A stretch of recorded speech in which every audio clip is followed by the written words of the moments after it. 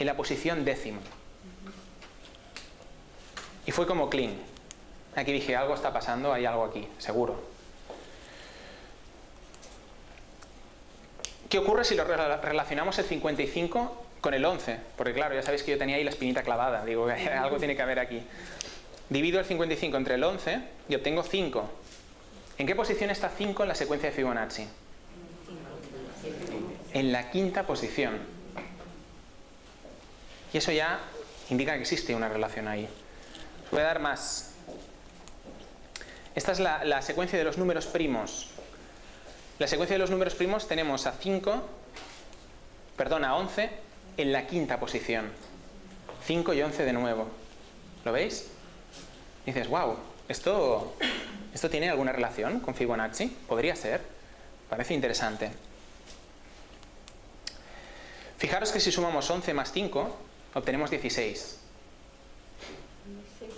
16. ¿Os suena de algo el 16? ¿Y ahora? ¿Sí?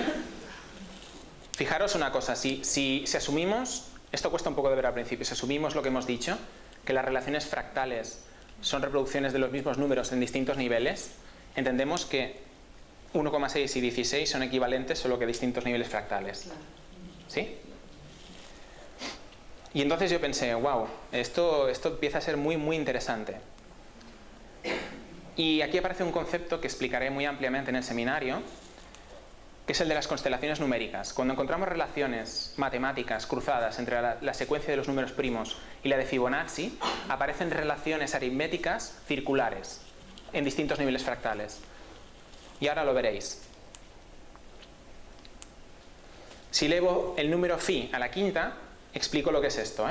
Significa multiplicar phi por phi por phi por phi por phi. Significa esto.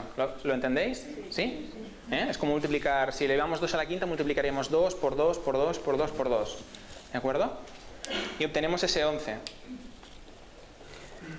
¿Qué ocurre cuando elevamos 11 a la quinta? O sea, la multiplicamos por sí mismo 5 veces. Pues que obtenemos ese número phi elevado a 10 a la quinta.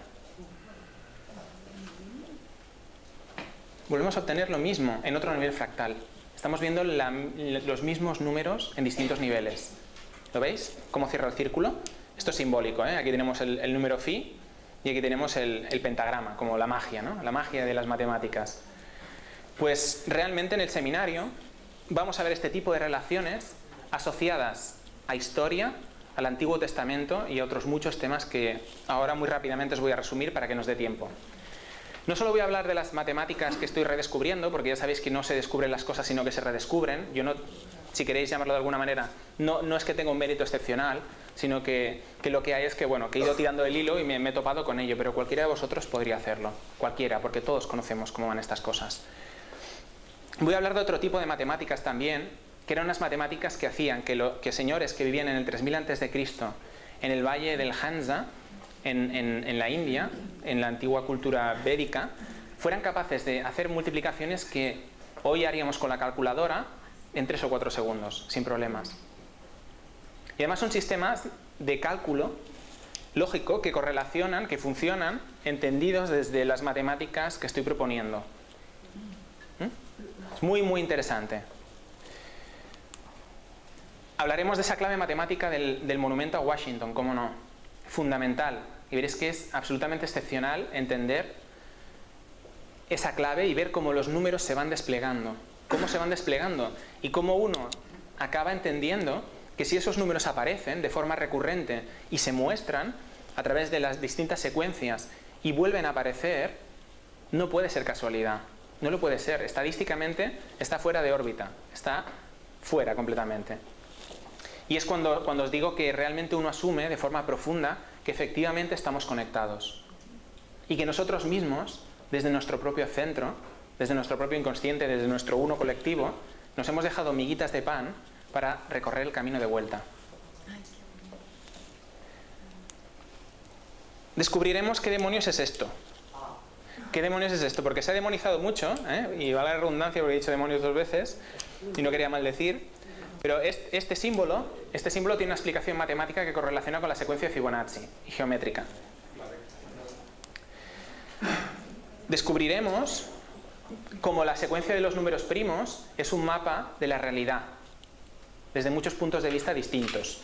Y he puesto aquí un mapa antiguo, el mapa de Piri Reis, porque es un mapa que viene de la sabiduría de la antigua biblioteca de Alejandría y no es por casualidad, es un mapa excepcional. Os invito a que busquéis por internet información sobre este mapa, porque seguro que vais a encontrar cosas muy, muy interesantes. El mapa de Piri Reis, sí, Piri Reis. Piri, sí, era un almirante turco del siglo XIII, creo. Sí. Descubriremos claves matemáticas insertas no solo en la pirámide de Giza, sino en la matriz de todo lo que es. De todo lo que es. Y que vienen del antiguo Egipto. Claves matemáticas de la antigua Babilonia, que explican por qué el tiempo lo contamos como lo contamos y qué implicaciones tiene. Por qué el reloj funciona como funciona. 24 horas, 12 más 12. Muy interesante. Claves del Antiguo Testamento, como os he dicho, el libro del Génesis es una fuente de claves matemáticas fantástica. Y no sé si os habéis fijado, pero este Jesucristo está insertado de una forma que es comúnmente denominada la Vesica Piscis, y tampoco es una casualidad. Eso también lo explicaré. También hablaré del conocimiento legado por los Elohim. ¿Habéis oído hablar de los Elohim?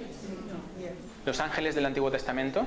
En el Antiguo Testamento dice que los Elohim vieron que las mujeres de la tierra, de los humanos, eran muy bellas, las hijas de los hombres, y se aparearon con ellas, etcétera, etcétera. Bueno, en fin, también muy interesante, ¿eh? Pero cuando uno estudia los textos antiguos, y hay textos extremadamente interesantes, como pueden ser el Zohar, o el Sefer Yetzirah, o por ejemplo, los libros de Enoch, ¿eh? La gente piensa que solo hay un libro de Enoch, pero no es cierto, hay 3 libros de Enoch, que además tienen fuentes distintas. No voy a extender en esto, pero sí lo hablaremos en el seminario. Y hay claves matemáticas en estos libros también.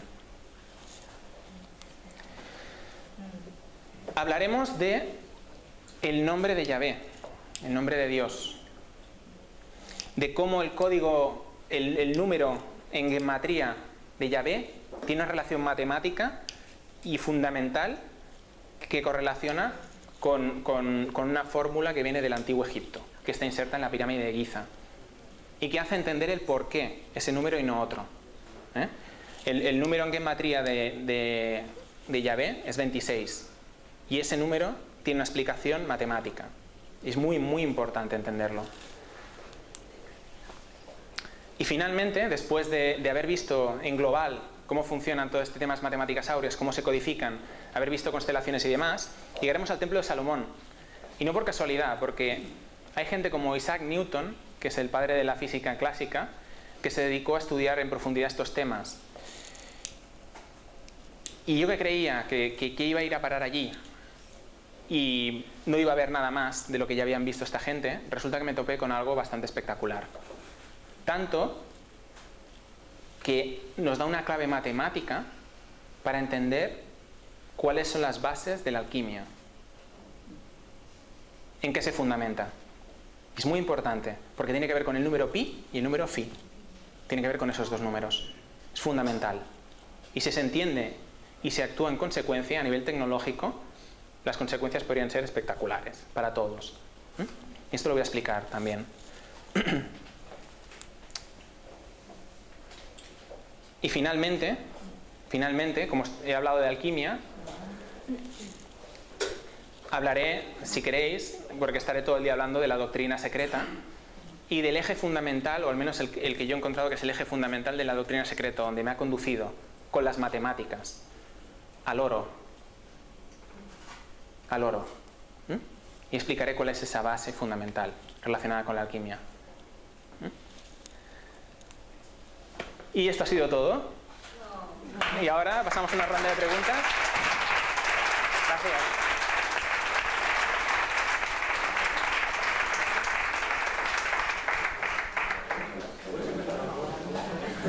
¿Preguntas?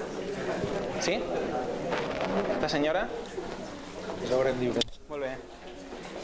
Sí. preguntarte si vas a hablar a nivel personal de los 11, o sea, a nivel de individuo, no como componente histórico. Sí, no, a ver, mira, del tema del número 11 voy a hablar. Hay un apartado específico sobre el número 11 en el seminario. Y como implicación personal, evidentemente, porque hay unas claves matemáticas, además, que están insertas en la secuencia de Fibonacci, en la serie de los números primos y más allá de eso, que hacen entender, o que te llevan a entender el por qué el número 11 es tan importante y por qué vemos el número 11. Eso lo voy a explicar bien. No sé si se refería a la suma de tu nombre, que sale 11 en la línea de vida y tal. Sí. Como conexión artística, como inspiración, como esto, ¿no? O sea, lo que quieres saber es si vamos a trabajar en ese tema en concreto. Sí, exactamente.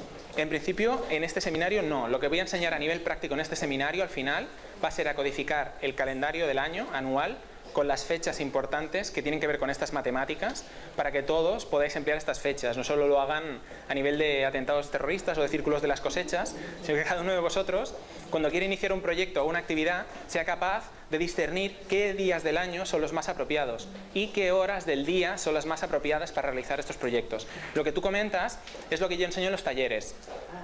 Esto lo enseño en los talleres. En los talleres explico cómo funciona todo lo que es la matemática simbólica, toda esta matemática áurea a nivel simbólico, y cómo esto se puede utilizar, aplicar para construir emblemas, símbolos y resonancias armónicas. Esta es la otra parte, es qué fechas tienes que utilizar y qué horas tienes que utilizar para poder codificar bien todo esto. Sí, de nada. Tengo una pregunta, una curiosidad. Dime. ¿Te has dado cuenta que estamos en calle Córcega 179? Por supuesto, por supuesto, por supuesto. Sí, pero no, ojo que es mucho más profundo que esto, muchísimo más. Parece de risa, pero no lo es, os diré que la Vesica Piscis, es que hoy lo quería comentar, pero no me ha dado tiempo, entonces en el seminario lo explicaré con amplitud. En el centro de la Vesica Piscis hay una relación matemática, y es un número racional que es la raíz cuadrada de 3, que es la que marca la cruz en el centro de la Vesica Piscis. Y esa raíz cuadrada de 3 comienza 1,73. Asana, sustituido a través de los números de la Cábala Caldea, da 11. Y si os habéis fijado en el simbolito del centro, es un triángulo equilátero. Y yo os digo que cuando vi las conferencias de Enric Corbera, de Josep, por internet y demás, de los biodescodificadores, dije, quiero ir allí, quiero hacer una conferencia, quiero hablar en Asana, por Dios. ¡Qué potencia, qué potencia! Y os anticipo que esto no solo sucede aquí. Hay otro centro importante en Barcelona donde también se realizan conferencias, que también es representación de un número racional. Y el otro día, cuando me di cuenta, fue increíble. ¿Vale? O sea, los dos lugares importantes donde ahora mismo se están realizando conferencias así de forma habitual son representaciones de números irracionales. Dime. Pregunta. Sí. ¿Quiere decir que Sí, perdona. Luego, estaba esta chica primero, luego... Disculpa, ¿eh? Sí. ¿Qué significa cada vez que miras el reloj 11 horas, 11 minutos, casi cada día? Bueno, eso es, por decirlo de alguna manera, es un mensaje que te estás enviando a ti misma, si quieres llamarlo así, porque todos somos uno al final.